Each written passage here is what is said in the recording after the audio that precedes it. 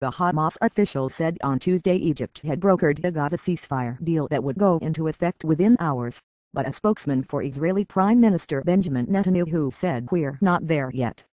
An agreement for calm has been reached. It will be declared at 9 o'clock 1900 GMT and go into effect at midnight 2200 GMT, Hamas official Haman Taha told Reuters from Cairo, where intensive efforts have been underway to end 7 days of fighting. Netanyahu spokesman Mark Regev told Reuters the announcement was premature and Israeli military operations in Gaza, territory run by Hamas Islamists, would continue in parallel with diplomacy. We're not there yet, Regev said on CNN.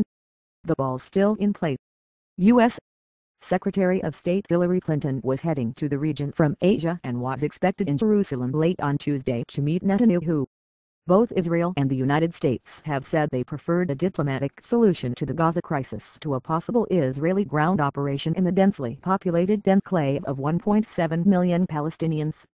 No country would tolerate rocket attacks against its cities and against its civilians. Israel cannot tolerate such attacks, Netanyahu said with UN Secretary General Ban Ki-moon, who arrived in Jerusalem from talks in Cairo, at his side.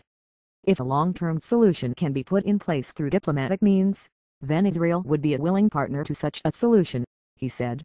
But if stronger military action proves necessary to stop the constant barrage of rockets, Israel will do what is necessary to defend our people, said Netanyahu, who is favored to win the January general election. Hamas leader Khaled Meshaal said on Monday that Israel must halt its military action in the Gaza Strip and lift the blockade of the Palestinian territory in exchange for a truce.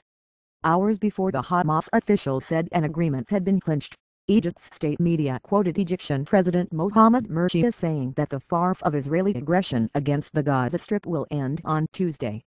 Morsi said, according to the reports, that efforts to conclude the truce between the Palestinian and Israeli sides will produce positive results in the next few hours.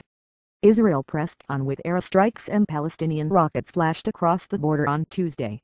Israel's military on Tuesday targeted about 100 sites in Gaza, including ammunition stores and the Gaza headquarters of the National Islamic Bank.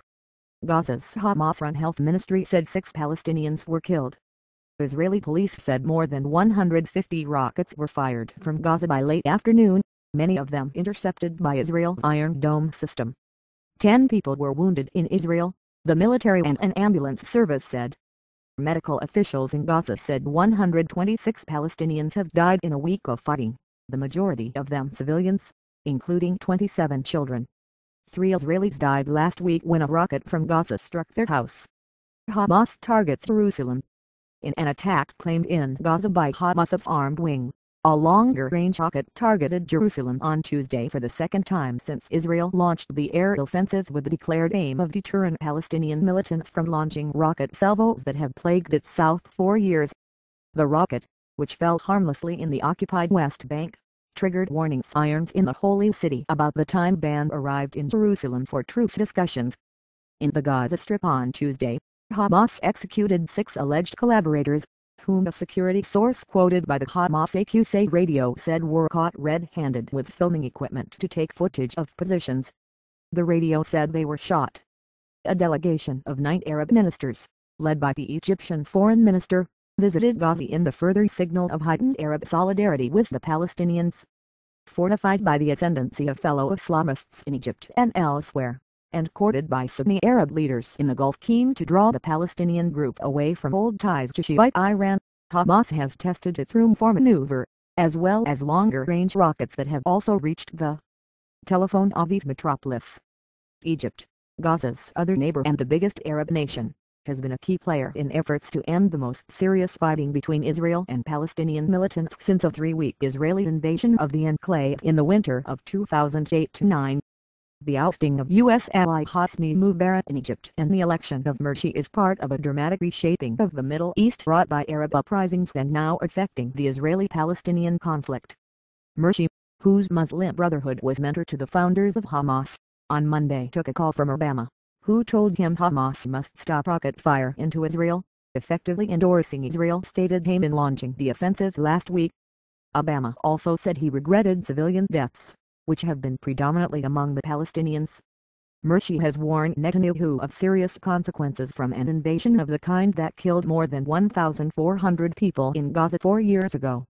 But he has been careful not to alienate Israel, with whom Egypt's former military rulers signed a peace treaty in 1979, or Washington, a major aid donor to Egypt. Addressing troops training in southern Israel, Defense Minister Ehud Barak said, "Hamas will not disappear, but the memory of this experience will remain with it for a very long time, and this is what will restore deterrence."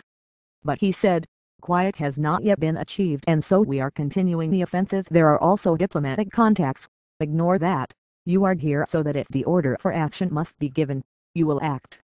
Fighting Israel, whose right to exist Hamas refuses to recognize, is popular with many Palestinians and has kept the movement competitive with the secular Fatah movement of Palestinian President Mahmoud Abbas, who remains in the West Bank after losing Gaza to his Islamist rival in a civil war 5 years ago.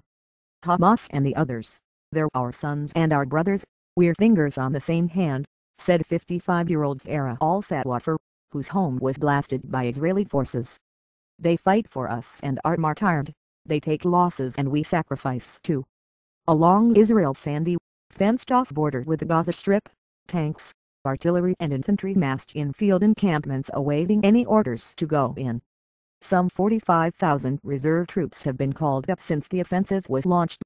Israel's shekel rose on Tuesday for a second straight session, while Tel Aviv shares gained for a third day in a row on what dealers attributed to investor expectations that a ceasefire deal was imminent.